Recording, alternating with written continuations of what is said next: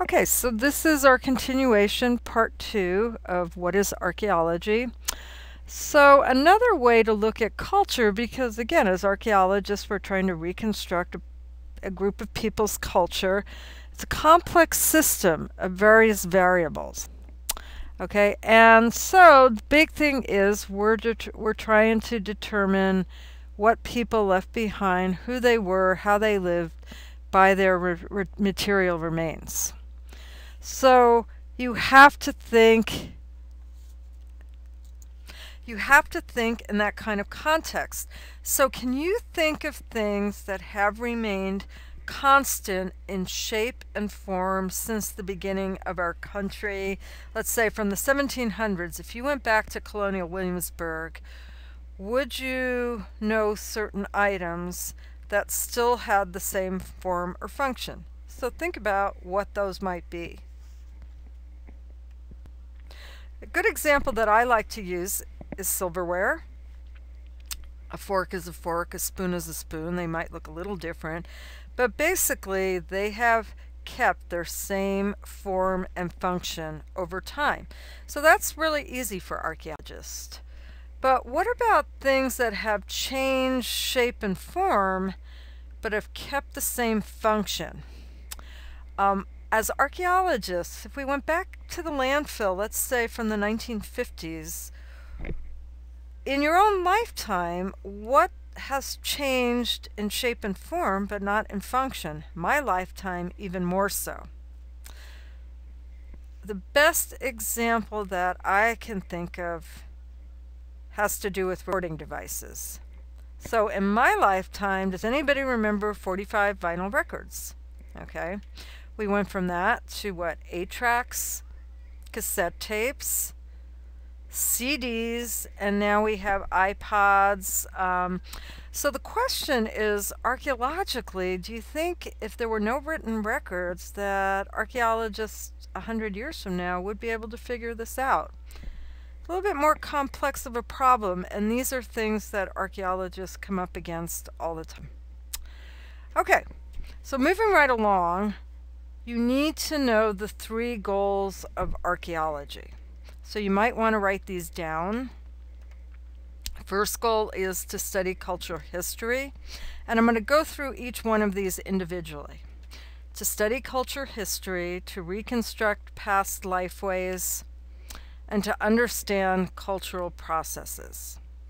So, what do you think we mean by studying cultural histories? Well, just as it sounds, it means to study the history of a culture. That's one of the goals of archaeology. Okay, what about reconstructing past lifeways? Okay, now this is where it gets more complex, because instead of just trying to find the cool stuff or the most expensive stuff when you're excavating, what archaeologists try to do is figure out what individual people did, how they lived their lives. And in order to do that, every single artifact is just as important as everything else. And the relationship with artifacts amongst themselves is important. So it's like a jigsaw puzzle. You can't get the whole puzzle until you have all the pieces. So it doesn't matter if it's the most expensive or the biggest. Every piece helps tell the story of the whole. So that is reconstructing past lifeways. Now, the study of cultural processes is a little bit more complex, and it entails trying to figure out how and why material culture changes.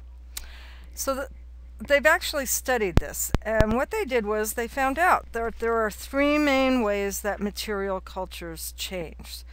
So if we go back to our example of going from the record to the cassette to the 8-track, how does the change in technology come about? Think about this for a few minutes. How do artifacts change in the archaeological record? When a group of people in the Stone Age go from one type of projectile point to another, what brings about that change? A lot of people say technology. Technology is not really an item into itself, but what really happens is, and here's the example again, how do we go from one of these to another? The very first thing that happens is invention.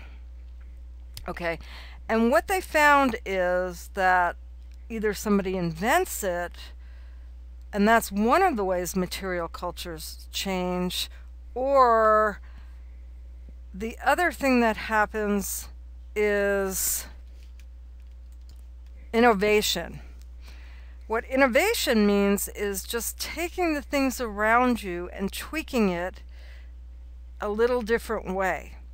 So a lot of times it's not really an invention, it's an innovation. Okay? Another way that material culture changes is through diffusion, which means that one group of people come into contact with another group. Hey, George, I'm cutting the grass manually. George has a riding mower. What am I going to get? I'm going to get a riding mower. Same thing with all material culture. If you have an iPhone, I know with myself, I had a phone I couldn't use. My boss had an iPhone. Hey, that's pretty cool. So what did I do? I went and got an iPhone.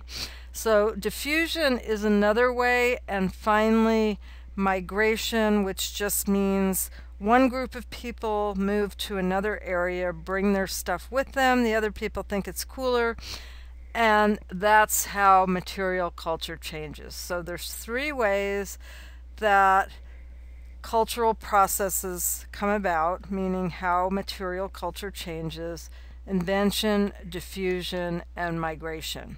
So this is the end of part 2.